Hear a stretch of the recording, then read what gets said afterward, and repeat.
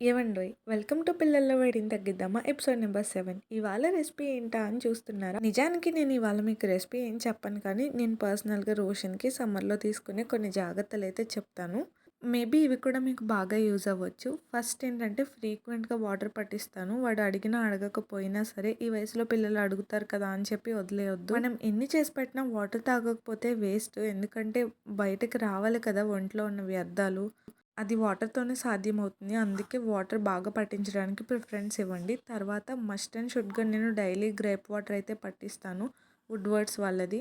రోజుకి 3 టైమ్స్ వేస్తాను. ఇప్పుడు చాలామంది డాక్టర్స్ గ్రేప్ వాటర్ పట్టించొద్దు అని అంటున్నారు. కొంతమందేమో పట్టించమని అంటున్నారు. ఎప్పటినుంచో ఉన్నది కదా అని చెప్పి నేనైతే పట్టించేస్తున్నాను. ఇంకా వీటితో పాటు వారానికి 2, 3 సార్లు కొబ్బరి నీళ్ళైతే పట్టిస్తాను. ఇంకా బాగా ఎండలో ముదిరితే ప్రతిరోజు సాయంత్రం ఎండు ద్రాక్షలు ఉంటాయి కదా! అవి నానబెట్టి ఆ వాటర్ అయితే ఇస్తాను వీడికి. కొబ్బరి నీళ్ళైతే 10:30, 11 ఆ టైంలో పట్టిస్తాను. ఆ టైంలో ఫ్రూట్స్ లాంటివి తక్కువ పెడతాననమాట. ఫ్రూట్స్ ఎక్కువగా ఈవినింగ్ పెడతా. బాగా ఇంకా రొంప చేసింది అని అనుకుంటే ఫ్రూట్స్ మార్నింగ్ పెట్టేస్తాను. అలా వాడి కండిషన్ బట్టి నేను వాడి డైట్‌ని అయితే అడ్జస్ట్ చేస్తుంటా. ఈ డైట్ అడ్జస్ట్‌మెంట్ అయితే ఫస్ట్‌లోనే అస్సలు పర్ఫెక్ట్‌గా రాదు. వాళ్ళని బాగా అబ్జర్వ్ చేస్తూ వాళ్ళు ఏది పెడితే ఆ టైంకి ఏది తింటున్నారు అదంతా బాగా చూసుకున్న తర్వాత మాత్రమే ఇది మనకొస్తుంది.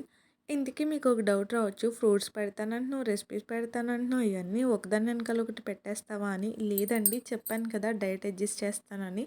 రోజుకి ఒక బాడీ కూలింగ్ రెసిపీ అయినా వాడు తినేలా చూసుకుంటాను నేనైతే ఖచ్చితంగా. అది నేను చేసిన రెసిపీ అయినా అవ్వచ్చు, లేదంటే ఫ్రూట్ అయినా కావచ్చు. లేదు అని అనుకుంటే కోకోనట్ వాటర్ అయినా ఏదో ఒకటి ఖచ్చితంగా బాడీ కూలెంట్ అయితే వాడి ఒంట్లో పడాల్సిందే.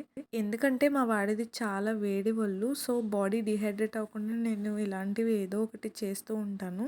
అండ్ ఇంకోటి చెప్పడం మర్చిపోయా. మా వాడు ఎప్పుడైనా 5:30, 6 ఆ టైంలో లేచి ఏమైనా స్నాక్ తిన్నాడు అని అనుకుంటే, ఆ రోజు సాయంత్రం వాడికి డిన్నర్ స్కిప్ చేసేసి ఏమైనా టిఫిన్‌లా పెడతాను. లేదంటే బార్లీతో నేను రెసిపీ చేశాను కదా! అది చేసి పెట్టేస్తా.